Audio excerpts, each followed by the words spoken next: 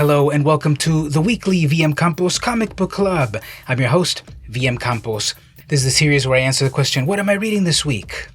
This week I've got Canto #1 from IDW, published in 2019. For the audio-only version of the podcast, head on over to your favorite podcasting app, Spotify, Google Play, iTunes, etc. Search vmcampos and subscribe. Or head on over to Patreon, patreon.com/vmcampos, if you would like to help support the series. It really helps, even at the $1 tier, plus you get exclusive access. Spoiler alert, I will be going through the various pages of this book, but I will not reveal the whole plot. You're encouraged to buy the book yourself, either digitally or at your local comic shop. Please support your favorite creators, companies, and local shops. It's really worth it. This is the series where I review a comic, new or old, for the following dimensions: cover art, interior art, plot, and overall enjoyability. Let's get started. So I didn't know anything about this series, Canto. I just saw the cover, I thought it looked pretty enjoyable. And the synopsis of it is what sold me. Canto's adventure begins. Enslaved for generations, Canto's people once had hearts. Now they have clocks. When slavers damage a little tin girl's clock beyond repair, Canto must brave his strange and fantastic world to bring her heart. Can he overcome the dangers that await to save the ones he loves? An all-ages fable inspired by Wizard of Oz and Dante's Inferno. Part fantasy, part adventure, all heart. So the cover features the main character Canto, a diminutive little knight, some sort of mechanical creation, android, cyborg, who knows, and he fancies himself a strong warrior as he's off to some adventure. I like the cover a lot. I like the font that is used, which is sort of a medieval style font. I like the action pose that the main character is in, and the background is in like a faded style that's very enjoyable, along with his aspirational concept of who he is, this powerful knight. I like the style overall. I'm enjoying it. There's a sort of faded aspect that I think works well, contrasting with Canto himself and his red cloak. The background rocks remind me a little bit of Vasquez rocks, the famous rocks that have appeared in countless sci-fi shows and Star Trek from the 60s and such. I give it a 4 out of 5. It's done very well. It's got some realism, some fantasy to it, rendered very well, very enjoyable, and it fits the style of what the book is about. The interior art, well, that would be by Drew Zucker and Vittoro Astone. The interior art is a completely different style, however. It is much more cartoony, in a sense, perhaps not in a very negative sense, but it's not as fantastic as the cover art. The cover art is very grandiose. This interior art is a lot darker and grimier, scarier. There's a lot of dark and purple tones. As I look through the book again, there's just a lot of purple mixed into everything. That might mean something. The anatomy of the characters is nice. The evil characters, they're these sort of like minotaur things. They're really, really mean. However, the big problem is that the individual mechanical characters, you cannot tell them apart very easily, except for the scraps of clothing that they wear. Canto wears some red. The female character wears blue. There's an elder with his own little sash and for some reason a mustache. So interior art, unfortunately, I have to rate it a little bit lower, a 3 out of 5, in terms of it's hard to tell which character is which. It has an overall sort of like grungy feeling that I kind of didn't enjoy. If this is supposed to be all ages, it's a little bit darker,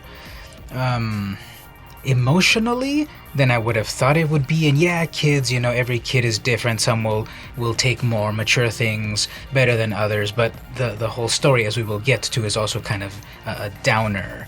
Art, there's detail, there are close-ups, change in scenery, so it's not bad, it's not good, it's not terrible, it's not great. So 3 out of 5, middle of the road, is I think a good grade to give it.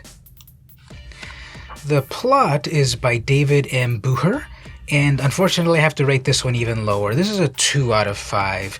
I was not, in this first issue so far, fulfilled the promise of an all-ages fable inspired by Wizard of Oz and Dante's Inferno.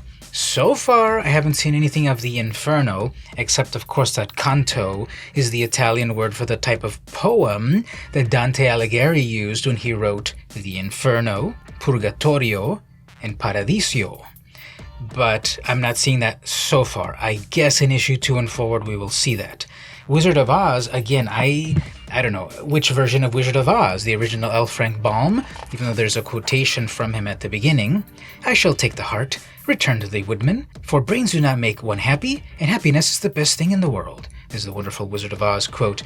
I'm not getting a sense of this Wizard of Oz.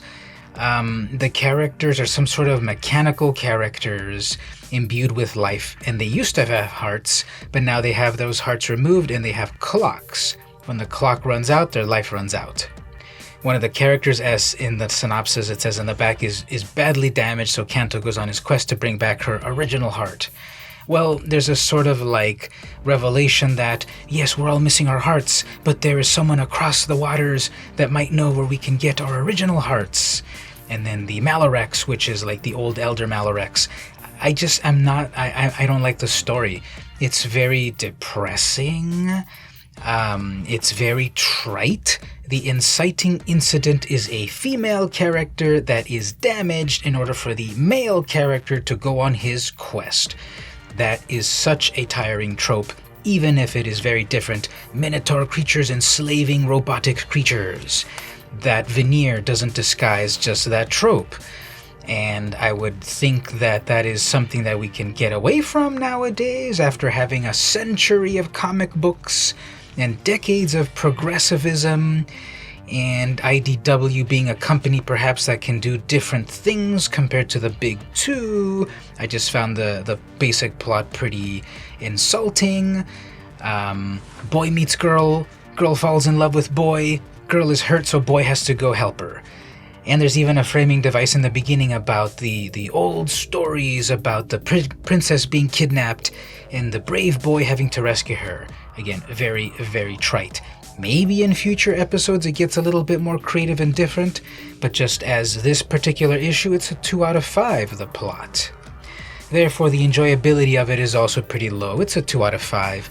Again, I thought it was a little too heavy. It wasn't very hopeful. The art interior was good, but not great. Hard to tell who was who. The cover is one of my favorite things about it. And again, I just feel at this point so far I'm not sold. A Wizard of Oz meets Dante's Inferno sort of thing. But we will see in future issues if you choose to come back. Honestly, I won't. I think on this opening issue, I've judged a book by its cover, by its plot, by its interior art, and its enjoyability, and I will pass next month. But what do you think? Leave a comment below. Tweet at me, let me know. What do you think about Canto number 1? Was I wrong? Was I right? Do you have any recommendations yourself? I'd love to hear them. So once again, if you'd like the audio-only version of the podcast, check it out on your favorite podcasting app, Spotify, iTunes, Google Play, etc. Just search vmcampos and subscribe. Perhaps head on over to the Patreon, patreon.com/vmcampos. For as little as $1, you help fund this and many of the other series I put out. It keeps me funded and motivated, and really helps out. This has been the weekly VM Campos Comic Book Club, and I'll see you next week.